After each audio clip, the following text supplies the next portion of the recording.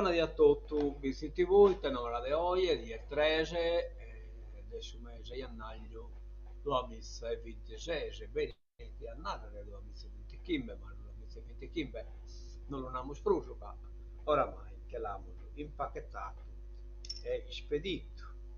Andiamo da innanzi sul 2026, sperando che sia di salute e buona fortuna per tutto. Bene, cominciamo da come si presenta Sarie, si presenta di voi, popolata meta, la die, e poi di molto sa questione del sabato, che il gottio la fai scappare pure. Ecco qua, un campo un pacchetto un po' largo. Saravallo non era chi è cocolato, mezzo cocolato potrà dire, verso mezzogiorno scappa un pacchetto di acqua, ma non tanto, 12 gradi temperatura massima, 9 gradi temperatura minima. E crasa, Amos invece è cocolato tutto lì e carichi un tiro di acqua in plus, mi presenta prima verso a 7, poi dai stagioni che poi potuto dire, ma non metta più spisarne praticamente. 11 gradi la massima e 7 gradi la minima. Bene, dimoslo di andare di entrare su questo argomento, so che bisogna 109, 100 usate solo che aumentare. Ecco qua, per aumento che abbiamo pubblicato tutto lo per esempio che dove si trova a scoprire le vizi e poi ho competito pure che qualcuno mi era comunicato l'orario della benedizione, ma purtroppo nessuno mi ha comunicato. Vabbè, poca collaborazione e quindi poi ieri sera come tipo grande ne ha visto che ne venne che ne uno in cui in zona del Sanzio, però non mi poteva fermare che non so ma lui Gallo Zanate poi non giochiamo manco l'attrezzatura che tipo grande a dopo piccare la pastiglia insomma. Bene, andiamo da innanzi, sì, ecco, abbiamo visto oggi a sera tardi un appuntamento, il 3 gennaio, a 8 del 0, lì sul cinema Ariston, dove questa proiezione, viene un documentario, La distanza di un sogno. Il regista è Giovanni Cova, sarà presente alla proiezione per incontrare e dialogare con il pubblico. A seguire collegamento audio-video con Melbourne, Sydney e una telaida pure che non è come quella leva di per mi pare che se n'erete con i cameraman del docufilm che risiedono a Cagliari. Ecco qua poi no, che questa è la descrizione un po' per questo esatto no, il collegamento è che Mauro Sanna, Giuseppe Farina da Melbourne, Totando il Vizichesero e Marco Roneso Preazza da Epente, il Matissimo Vizichesero. La distanza di un sogno è un documentario del regista sardo Giovanni Coda che esplora l'emigrazione dei sardi verso l'Australia, raccontando le loro storie di sacrificio, nostalgia, speranza ed il legame con la loro terra d'origine, attraverso testimonianze dirette e ricerche socioculturali. Il film è presentato in anteprima nazionale nell'ottobre 2025 è un viaggio intenso che unisce memoria e futuro, mostrando come questi emigranti abbiano arricchito i luoghi che li hanno accolti, mantenendo viva la loro identità sarda. Il regista Giovanni Coda, tema l'emigrazione in Australia, sarda in Australia, contenuto storie personali, nostalgia, ricerca di un futuro migliore e impatto culturale. Produzione prodotto da Movie Factory con il supporto della regione autonoma della Sardegna. Certo, non si piace che chi era stato posto in collegamento, sono emigrato, sono visti che sono da meta, questo è Borrocco, poi una cartina, vabbè, mischini morto, ma bene la verità è fuori carcate di cussettate, non ho più in mente chi è però. Allora, in che poi siamo a Curtiano la Sesta Sant'Antonio, e tanno amulo, un toccamento da esso comitato in Antonio De Vizi, che vesse in appetire su Bartolo, Domenica Bartolo. Quindi insomma, esce in appetire si essere generoso, ecco qua. Poi per pure lo commentate Sant'Antonio, e vorrei, dal toccamento che sul coccone di Sant'Antonio potete essere si potete ritirare il suo saloncino dei Coreai, dai lunedì doichi, da essa strese e forse di die in poi. Quindi, dai, questa la è scritto. Hasta l'appuntamento Camus, este curso che si è tombolata. L'associazione Achimus invita grandi e piccini alla tombola della Befana, lunedì 5 gennaio dalle ore 19:30, salone parrocchiale di Semuso. Vogliamo spuro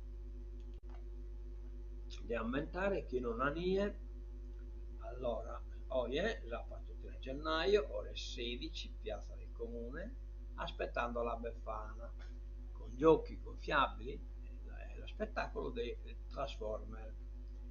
Poi domenica battono, ore 19, chiesa parrocchiale del Sacro Cuore, Movim non up gospel, Schwar in concerto appunto su gospel che sono appunto girando in due.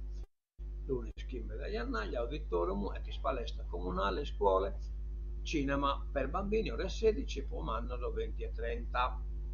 Bene, abbiamo finito chi sos eventos, andiamo sul giornale e dimos sulla pagina, questa è la pagina del sabato. Unione Sarda, strage, poche speranze per i dispersi, scrivono in tutto il pizzinello. Crans Montana e il ministro Tajani sui luoghi del disastro, le vittime accertate sono 40. Il Cagliari si spegne, al Milan basta un gol. I rossoblù calano alla distanza, decide Leao nella ripresa, e cioè 1-0 sul Milan. E vabbè.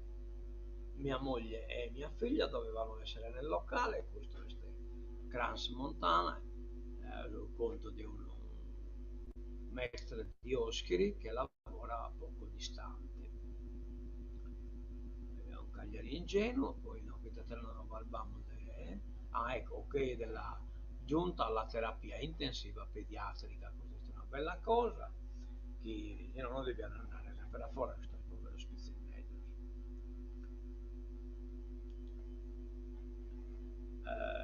Omaggio alle donne e a Montanaro va in scena lo spettacolo Emina. Danne questa nuova per un motivo che in questo gruppo Motus, veste pure questi case, insomma, ecco.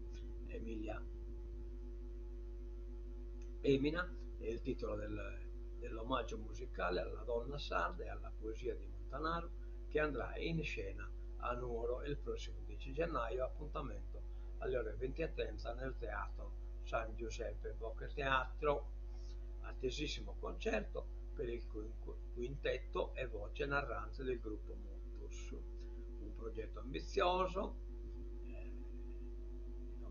Marco Bandino, non lo cita nemmeno il nome. Eccolo qua. I protagonisti, l'ensemble noto per la sua capacità di far dialogare tradizione e contemporaneità, vedrà sul palco Anna Maria Deiana, Omar Bandino, Omar, scusate, piano, pianoforte, Sebastiano De Sanai contrabbasso, Carlo Sizzi batteria, Fabio Corona chitarra e fiati e anche percussione, eccetera, eccetera. Marco Santolesi, voce narrante. In effetti io questo dopo l'avevo già sul Vitercarno hanno cantato in Luvula, quindi a parte la diretta dai Luvula.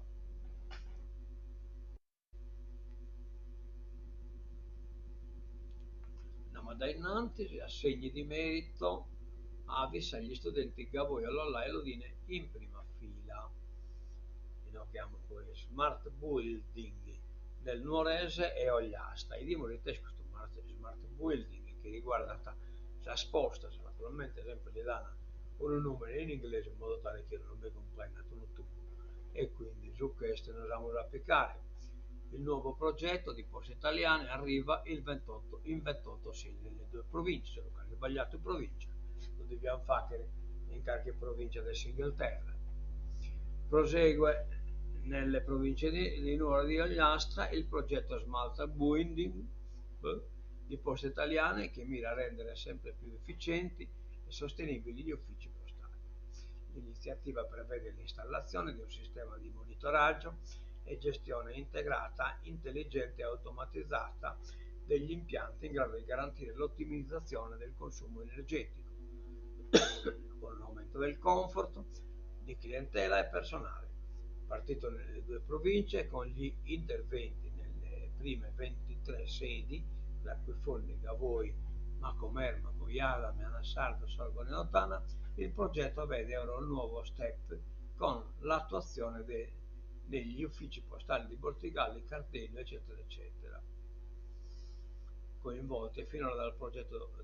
Il sistema, grazie all'installazione di dispositivi sensori e attuatori che consentono la gestione integrata degli impianti al servizio della sede, effettua un monitoraggio costante della temperatura e dei parametri ambientali, attivando o disattivando autonomamente luci e riscaldamento, raffreddamento in base alle condizioni rilevate. Ma ecco,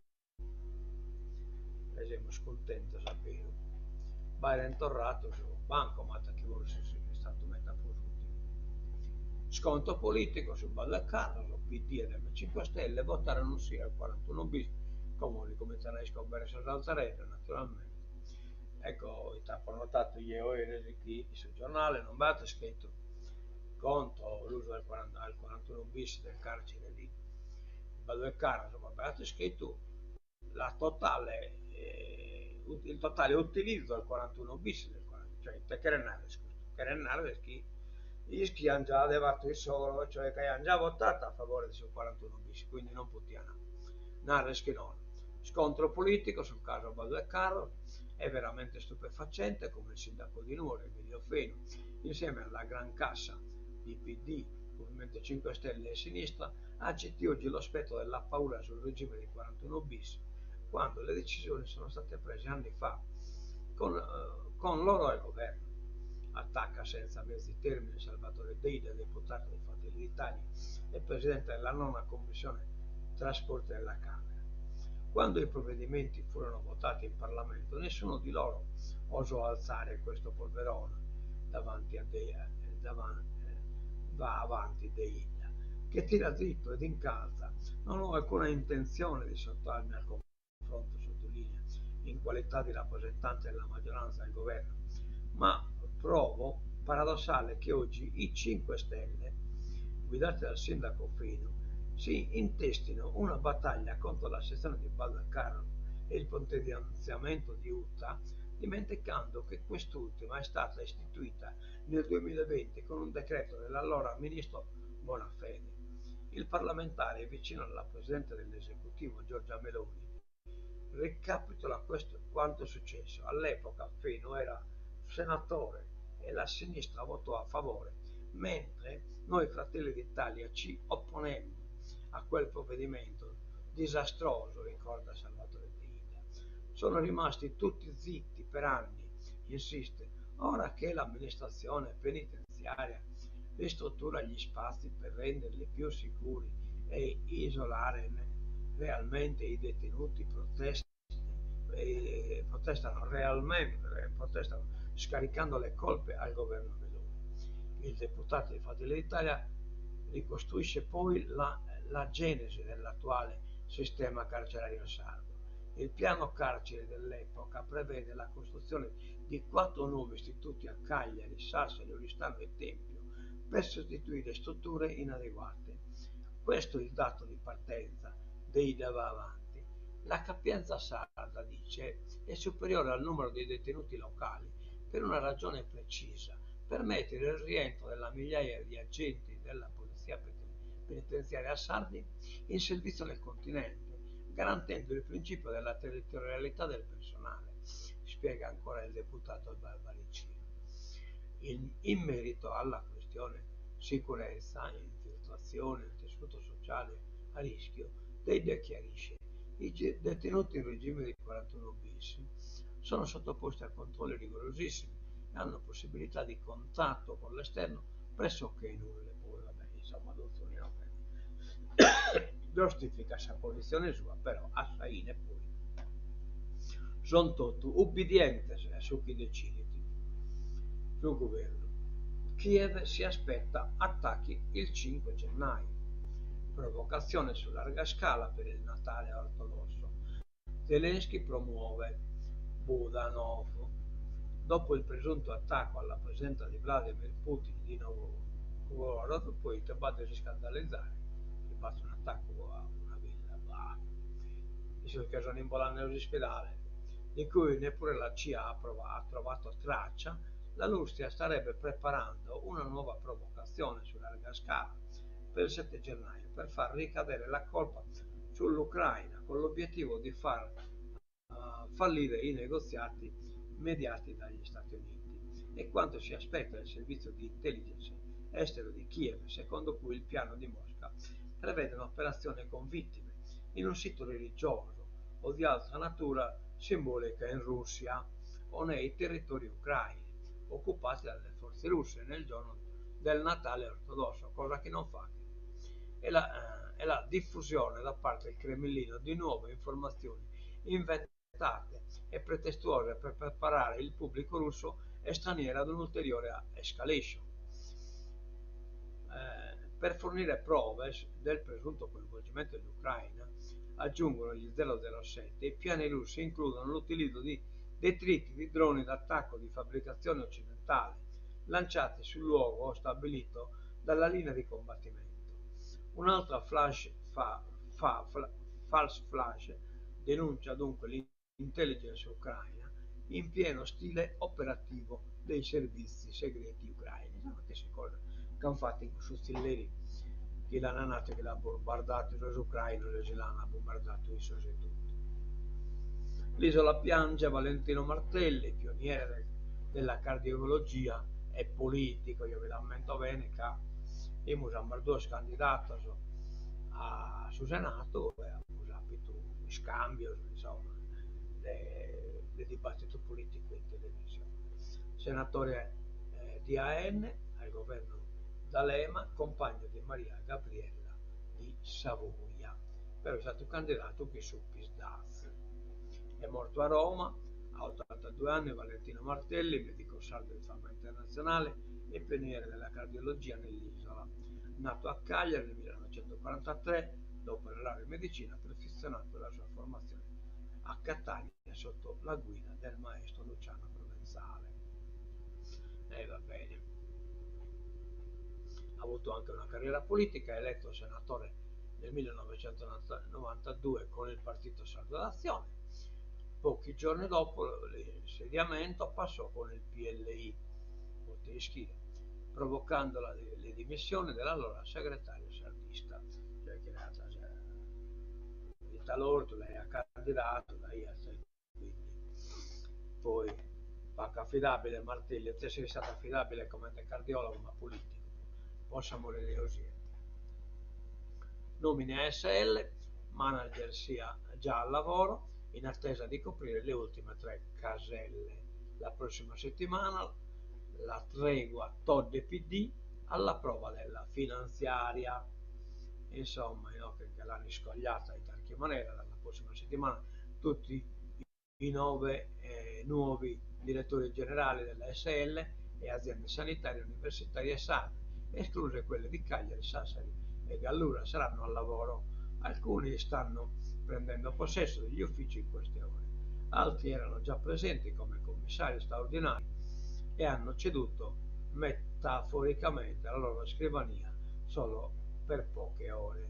Per tutti comunque da lunedì primi contatti con le strutture di riferimento e primo incontro con la presidente della regione, praticamente a quanto pare la torre spuntata, ma stiranno esaune, Minaschi non si secca.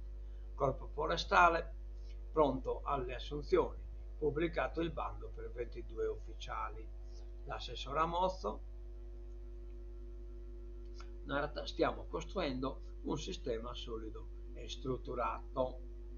È stato pubblicato dalla Regione il bando di concorso per la selezione di ufficiali del Corpo Forestale e di Vigilanza Ambientale, un passaggio strategico nel percorso di rafforzamento, potenziamento e completamento dell'organico del corpo avviato dalla giunta regionale. Il concorso prevede il reclutamento a tempo pieno ed indeterminato di 22 unità e li inserisce nel più ampio piano di interventi dell'esecutivo guidato dalla Presidente Alessandra. Vabbè.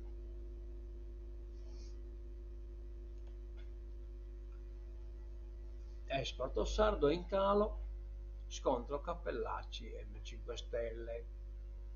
Nel giorno in cui la Presidente della Regione diffonde sul lungo messaggio di auguri, rivendicando risultati e lavoro continuo, i dati sull'export sardo raccontano una realtà diametralmente opposta. Dice il deputato di Forza Italia Ugo Cappellacci in un articolo sul suo blog, che analizza dati Istat elaborati da Confartigianato. Nel primo semestre 2025 le esportazioni manifatturiere della Sardegna registrano un calo di 17,5%, collocando l'isola all'ultimo posto in Italia. Ancora più grave il dato sul micro, piccole e medie imprese, meno 29,8%, a fronte di una media nazionale della meno 0,12%. È troppo impegnata a distribuirne poltrona. Mentre la Sardegna arretra, l'Italia cresce, supera il Giappone ed è oggi il quarto esportatore mondiale di beni. La Sardegna va nella direzione opposta. L'economia reale non si governa con i comunicati, ma con strategie che sostengono chi produce e lavora. Quando l'Italia sale e la Sardegna scende, la responsabilità non è del mondo, è di chi governa. Replica di M5 Stelle Sardegna. Imbarazzanti le accuse di Cappellacci, imbarazzanti pochie, che attribuisce alla regione responsabilità che non può avere su materie di carattere nazionale, europeo e globale, come si possono attribuire certe carenze a una giunta insediatasi un anno e mezzo fa, su cui un governo regionale può fare poco o nulla.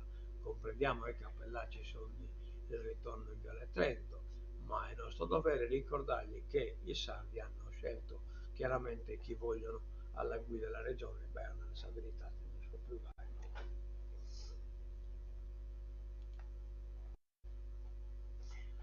Questa è una legge elettorale truffa. Questo non sarà l'unico Tyrrhenian Link. Con la superproduzione di energia serviranno opere simili, ci saranno altre. Terra Mala, anche il giorno di Capodanno, la nave che sta portando a termine la Porta del Cavo era al largo nel litorale di Quartu. I comitati, lo Stato fa e disfa, ormai ci tratta la colonia, ormai capivi invece. Dopo lo stop del Consiglio di Stato, a 13 Max Pale vicino a Sosenato, e quindi questa è la zona interrata. Ultimi 3 manager tra Todde e PD risale la tensione. Abbiamo già i dati di questa corsa per la guida delle aziende di Cagliari, Sassari e Gallura. Al arriva la terapia intensiva pediatrica, una bella cosa. Sassari, primo punto nascita dell'isola, ma con 90 bimbi in meno. È già in nuda. Mosca ci attaccherà il 7 gennaio, veramente non è che ci attaccherà, si attacca a Sassuolo. Gli 007 ucraini pronto a un'azione nel giorno di Natale ortodosso. Dopo il presunto attacco alla residenza di Putin di Novgorod, di cui neppure la CIA ha trovato traccia, la Russia starebbe preparando una nuova provocazione su larga scala per il 7 gennaio per far ricadere la colpa sull'Ucraina, con l'obiettivo di far fallire i negoziati mediati dagli Stati Uniti. Le previsioni e quanto si aspetta il servizio di intelligence estero di Kiev e l'hanno già lesso, però. Trump avverte l'Iran pronti ad intervenire vicini ai manifestanti. La tensione tra Stati Uniti e Iran continua a salire dopo che a fianco del premier israeliano Benjamin Netanyahu ha annunciato di attaccare Teheran in caso di ripresa del suo programma nucleare o missilistico. Donald Trump ha lanciato un'altra provocazione. Questa volta il presidente americano, che mesi fa ha ordinato uno dei più duri attacchi USA contro le strutture nucleari dell'Iran, ha messo in guardia il regime su un possibile intervento americano in caso di violenze sui manifestanti che da una settimana protestano contro il caro vita. Un avvertimento che non è piaciuto a Teheran, che ha parlato di linea rossa da non superare e ha agitato lo spettro del caos in tutto il Medio Oriente, minacciando gli interessi USA.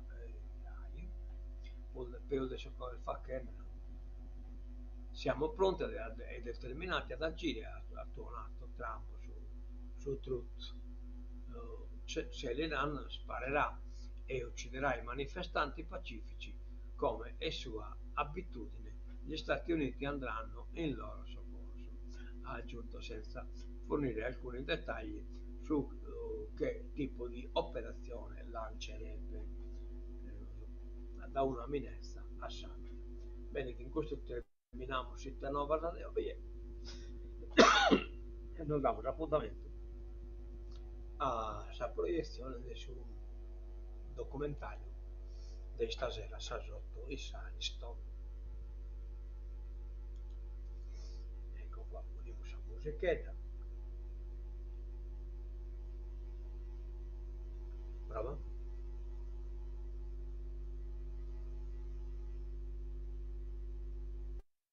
Mi pare che la gente intenda.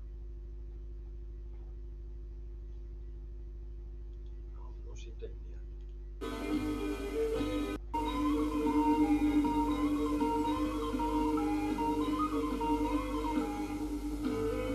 Nessuno mi ha mandato nulla, questo microfono. Intendi? Prova. Prova. Non metta, ma...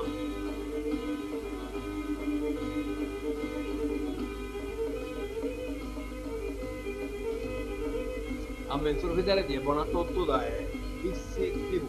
Adiosu e bene.